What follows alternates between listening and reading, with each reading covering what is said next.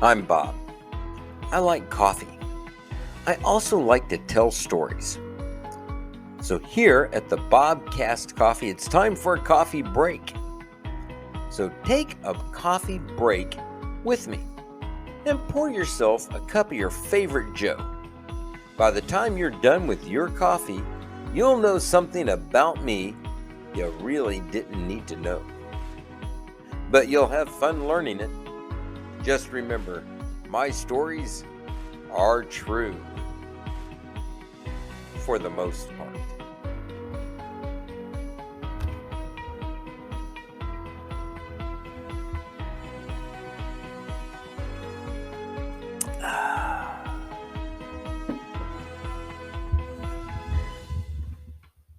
This episode was brought to you by JM Insurance. JM Insurance. Do you have business, personal, or life insurance yet? Contact JM Insurance Agency to understand the benefits of insuring against the unforeseen circumstances of life. We have over 40 years of experience in the business and will guide with the best probable choice for your situation. Call us for more information at 405-353-0140 or visit our website at jminsurance.agency. Today, I'm enjoying my coffee once again from the black and gold pirate mug. It doesn't hold a lot of treasure, but it holds a lot of coffee. Oh yeah. So, in today's episode, we're going to go back and sort of fill in some gaps from two of the other episodes that we've had. I've had several adventures out in the Mojave Desert. And during that time, I was living with my friend Shan and my brother Rick. And we had us a crappy little apartment out in the middle of the desert. And we had a lot of fun, but our hobby was to go out and take a look at mine shafts and mine camps and places of adventure. And one of these places that we found, what we did is we went and bought geological maps. Geological maps will show you the contour of the surrounding area. It will show you where all the rivers and the washes and, in our case, mine shafts and other things that have been created out there that are now permanent. What you don't find a lot in the desert is roads, restaurants, gasoline stations, stuff like that. There's nothing out there. So you pack everything in and you pack everything out. So during this time, I had the Suzuki Samurai. And the Suzuki Samurai was built almost perfect for these adventures. It was small and narrow and light, and it would make it through these washes in spots that, bigger vehicles wouldn't make. In fact, there were times that we were out so far in the desert that the only other people out there were either on motorcycles or quads. Because the rock formations on these washes would get so narrow, bigger vehicles could not find a way around to get in. The little Samurai tilts up, walks itself through, and we're out into the real desert. I mean, out where there's nobody. Well, one of the adventures we had early on, we've got our big geological map out, and we're searching, and we see this thing called the Jupiter Mine Camp. It's not a mine shaft. It's not marked as an individual. When you look at the map, there's mine shafts marked all over this valley. And the Jupiter Mine Camp marked right in the middle. All right, we got to check this out. So we take off. No idea how old this mine camp is. We don't have the internet to jump up there and Google anything. In fact, I think I will. I'll Google and see what all I can find on this. But the Jupiter Mine Camp was way out in the middle of nowhere. heading up the side, low in the desert, but heading up the side of a mountain. So we take up and go, drive out there. And this is like what we do for a Saturday. Other kids might play games or, no, we like to go out in the middle of nowhere and try to kill ourselves. So we go out into this place. We find the Jupiter Mine camp. And the way we find it is, back in the day, they had driven, and it looked like maybe an old pickup. So we're probably talking, all we found was the frame. So, but who knows what this was, a Model A? We don't know. But it was old. And they pulled it up, set it up on blocks.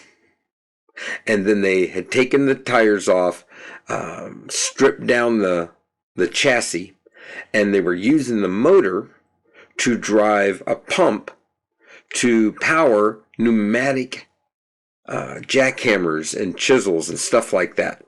And that's how they were drilling into the rock, looking for, there was all sorts of stuff they were looking for out there. Not so much a lot of gold, but silver and copper, stuff like that. So we get out there and we find the chassis. That's really all that's left. And we go, wow, well, that's cool. Well, right next to that is a little gully completely full of tin cans. So this was their trash next to their power plant to work the pumps. It was kind of cool. You can imagine, all the people that would be living out there in tents working this mine. Well, now we got to find, we found the camp. We got to find the mine shaft. So you're looking down there. You're right there where the main pump system is. Well, in the dirt are still the hard pipe, the steel pipes that were running out to carry the air out to the different mine shafts. And it was just like, follow me. So you follow this pipe and you'd head on down and you'd find the opening to a cave, a mine shaft. You follow this pipe, it would take you over to another one. You follow this one, take you over to another one. So you could follow them. Now, it wasn't always easy because sometimes they'd been buried and, the dirt had just, the desert had sort of swallowed them up. So you'd sort of say it's heading this way and you would move on that way and you'd search until you found it coming up out of the ground and follow it some more. But it was fun.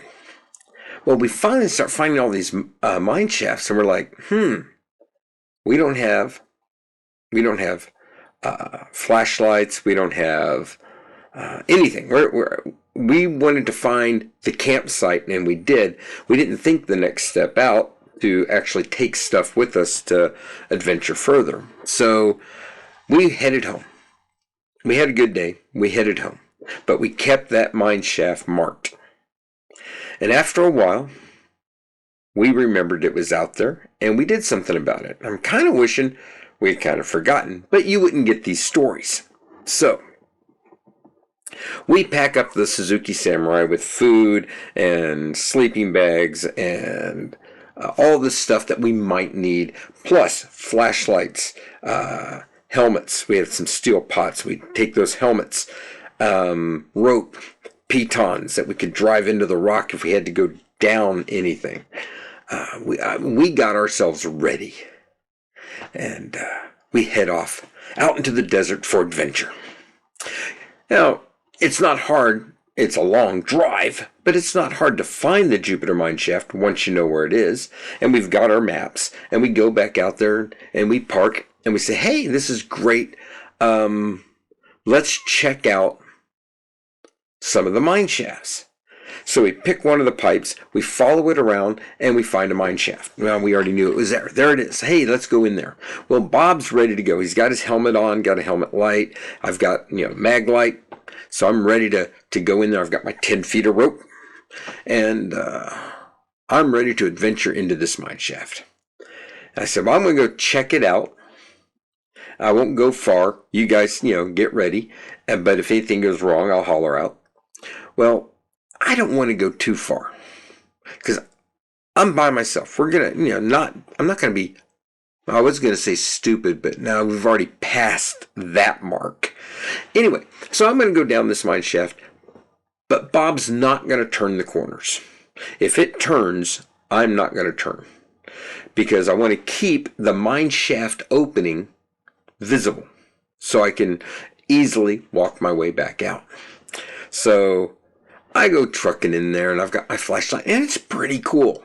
I mean, you can still see the cut marks on the side where they, dug this sucker out. And I stop every now and then, and I turn around and look back. Mine shaft opening, mine shaft opening. After a while, the mine shaft opening is, and I'm like, all right, I'm in here pretty deep. It's about time to turn around. And that's when the mine shaft goes and kind of starts angling off and makes this turn. Well, I promised myself I'm not going to make the turn, but I am going to look around. Ooh, what's down there? Flash my flashlight, and I realize as I'm standing there trying to see how far it goes back that way, my throat hurts a little. And even though I'm inhaling and exhaling, it feels like I'm not actually taking in any air. Now, at this point, I'm going to tell you, I don't know. I don't know if I just hit a pocket of stale air. I mean, I am pretty far down this shaft. I don't know if I've hit some poison gas that's coming up from the rock. I don't know what I'm into. But all I know is that my mind's getting fuzzy. My vision is not very good. That cave opening, which is just a pinprick back there, is well, I know it's over there somewhere. And the last thing I really remember is, Bob, get your sorry sagging butt out of here before you die. Now, I can't tell you this next part about getting out, and it could be just that it's been almost 40 years since this happened. I don't know, but I can tell you this much.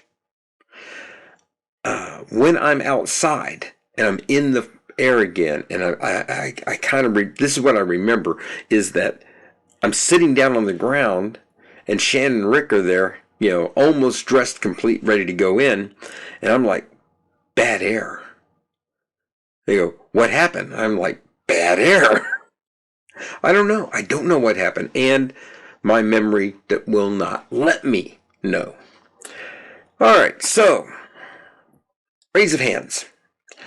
Everybody, if you were our group and you had traveled all the way out there and you go into a mine shaft, and the first thing the first mine shaft tries to do is kill you, wouldn't it be smart to head back to JB's restaurant back in Lake Havasu and have a beer and lunch? That sounds like a good idea. That might be the 60-year-old me talking now. But instead, no, we can find a better mine shaft. Which leads us back to the first episode I talked about, which was the flooded mine shaft. Which then would lead you to the next mine shaft story, which was the cave-in. So not only did we find 3 mine shafts, but each mine shaft tried to kill us in a different way. And each time we kept thinking, oh, the next one will be better. So after you've been, you've gone out and tried to pet the alligator and it bites you. So you say, well, maybe the next alligator will be a little bit nicer. So, I don't know. God's got to have a good reason for keeping me around, because I've done some really dumb stuff. I will tell you that we had fun with adventuring. Not all of our adventures were highly intelligent. Even the episode on Adventures with Idiots was mine shafts, and though those two did not try to kill us, the two from that story, we could have easily gotten ourselves messed up. I guess what I'm trying to say is the moral of the story is when you're out on your adventure and you and your buddies are about to do something, I want you to look at what you're doing and sit there and go, what would Bob do? Then do the opposite. With love and coffee in my heart, have a great day. Now get back to work.